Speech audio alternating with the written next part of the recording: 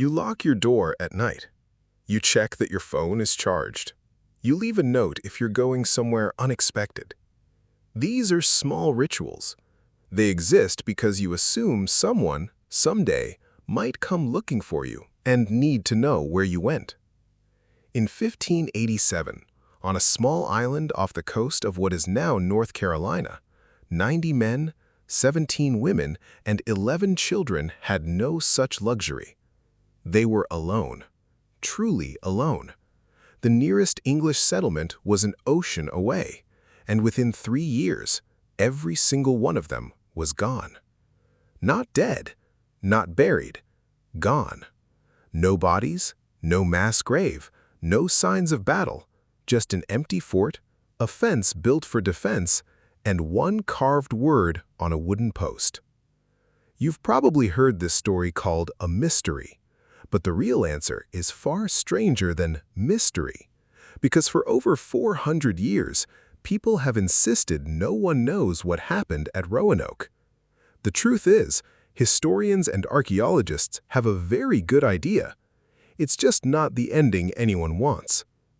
Here's what actually happened. Here's what the evidence says, and here's why it matters more than you think. The colony was founded in July of 1587. It was led by a man named John White, an artist and explorer who had already made one failed attempt to settle this coastline 2 years earlier. This second try was meant to be permanent. Families this time, farmers, craftsmen, children, people who intended to stay. White's own daughter was among them. Weeks after landing, she gave birth to a baby girl. They named her Virginia Dare. She was the first English child born on American soil. Her birth should have been the beginning of a story. Instead, it became the opening line of a story that never got an ending anyone witnessed. Supplies ran low almost immediately. The colonists needed more from England, badly, and someone had to sail back to get them. The colony leaders asked John White to go. He didn't want to leave his daughter and granddaughter behind, but he was persuaded that he was the only one with enough credibility to secure funding and provisions quickly. He agreed. He promised he would return within a few months. He did not return for 3 years. Why? Not because he abandoned them. England was, at that exact moment, fighting for its survival. The Spanish Armada was bearing down on English shores, and Queen Elizabeth's government seized nearly every seaworthy vessel in the country for the war effort. White tried to leave. He was blocked again and again by a national emergency he had no control over. When he finally secured passage back to Roanoke in August of 1590, 3 full years had passed since he'd said goodbye to his family. He arrived expecting reunion. What he found was silence. The fort was gone, or rather dismantled, taken down deliberately, not destroyed by force. The houses had been removed. This wasn't the aftermath of an attack. Attacks leave wreckage. This looked like people who had time to plan, time to pack, time to choose what to bring and what to leave behind. There was no sign of struggle, no blood, no abandoned weapons, just one word carved carefully into a wooden post: Croatoan. That word wasn't graffiti, it was a message. Before White had left 3 years earlier, he and the colonists had agreed on a signal. If they ever had to leave Roanoke, they would carve their destination into a tree or post. And if they left under distress, if something had gone wrong, they would also carve a cross above it as a warning. There was no cross. Think about that for a second. The single piece of evidence left behind wasn't a scream frozen in wood. It was a calm, deliberate instruction. It said, "We didn't vanish. We went somewhere, and it's fine." Croatoan was the name of a nearby island, now known as Hatteras Island, and it was also the name of the indigenous people who lived there, allies of the English colonists, not enemies. White actually knew this. He had visited them before. Their leader, a man named Manteo, had even traveled to England and back with earlier English expeditions. These weren't strangers. This was a relationship already years in the making. So why didn't White simply sail the extra 50 miles to Croatoan Island and find his family? A hurricane hit. His ships were damaged, his crew was exhausted, and the captains refused to risk the voyage. White was forced to turn back to England without ever laying eyes on his daughter or granddaughter again. He died years later, still believing they were alive somewhere, still unable to reach them.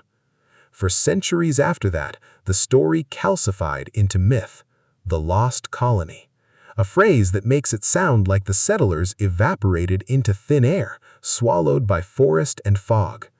But historian David Beers Quinn, whose research in the 20th century remains foundational to Roanoke scholarship, argued something simpler and far less mystical. The colonists weren't lost at all. They did exactly what they said they would do. They walked or sailed towards Croatoan, and they integrated with the people already living there. Modern archaeology backs this up in ways White himself never could have proven. In the 2010s, a team led by archaeologist Mark Horton and researcher Scott Dawson began excavating sites on Hatteras Island, the very land once called Croatoan. What they found wasn't ambiguous. 16th century English pottery, English-forged metal tools, a signet ring bearing a European crest, all buried alongside indigenous artifacts, layered together, not separated, meaning these two peoples weren't just trading occasionally, they were living together, eating together, working the same land. There's more. A drought reconstruction study led by climate scientist David Stale, published in the journal Science in 1998, used tree ring data from centuries-old bald cypress trees to reconstruct rainfall patterns along the Roanoke coastline. The findings were staggering. The years surrounding the colony's founding, 1587 through 1589, coincided with the worst drought the region had experienced in nearly 800 years. Crops would have failed, fresh water would have been scarce. Staying at Roanoke wasn't a lifestyle choice at that point. It was a death sentence. Leaving wasn't a mystery. Leaving was survival. And there's a third thread, one that stretches all the way into the present. Roberta Estes has spent years studying the Lumbee and other indigenous communities of coastal North Carolina, tracing family names and oral histories that echo the original colonist list almost exactly. Surnames like Dare and Berry appear in Lumbee family lines for generations, passed down not as legend, but as lineage. So piece it together. A colony running out of food during a historic drought, a prearranged plan to relocate to friendly territory if things went wrong, a carved word confirming exactly that plan was carried out without distress, physical evidence of English and indigenous life intertwined at the destination named on that post, and centuries later, family names in that same region that traced directly back to the people who disappeared. This isn't a horror story. It's a survival story that got mistranslated into a ghost story because the alternative was too quiet, too human, too undramatic to make headlines. People didn't vanish into the wilderness. They walked towards the only people who could keep them alive, and those people took them in. Why did the myth of disappearance survive for so long instead of the far more supported explanation? Because vanishing is more compelling than assimilating. A mystery with no answer keeps generating questions, retellings, documentaries, campfire stories. An answer that says they made a reasonable choice and quietly built new lives doesn't sell nearly as well. It doesn't need to. It's just true. There's something else worth sitting with here. The panic around Roanoke, the 400-year obsession with what really happened, says less about the colonists and more about you. About the discomfort of not knowing where someone went, about the instinct to assume the worst when a story ends in silence instead of a clean resolution. You still feel that instinct today. When a text goes unanswered for too long, when a friend moves away and stops calling, when someone you love disappears from your daily life without a dramatic goodbye. Your mind fills the silence with worst-case scenarios because uncertainty is harder to sit with than tragedy. At least tragedy has an ending. But sometimes the truth is closer to Roanoke's real story than to the myth. Sometimes people don't vanish, they relocate, they adapt, they survive in ways that don't announce themselves. The absence of a dramatic answer isn't evidence that something terrible happened. Sometimes it's evidence that people did exactly what they needed to do to keep living, quietly, somewhere else. You lock your door at night. You leave a note when you go somewhere unexpected.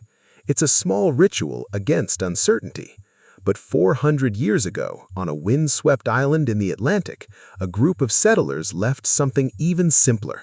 One word carved into a post, with no cross above it. Not a cry for help, just a quiet message left behind on purpose for anyone who came looking. We're still here, we just went somewhere safer.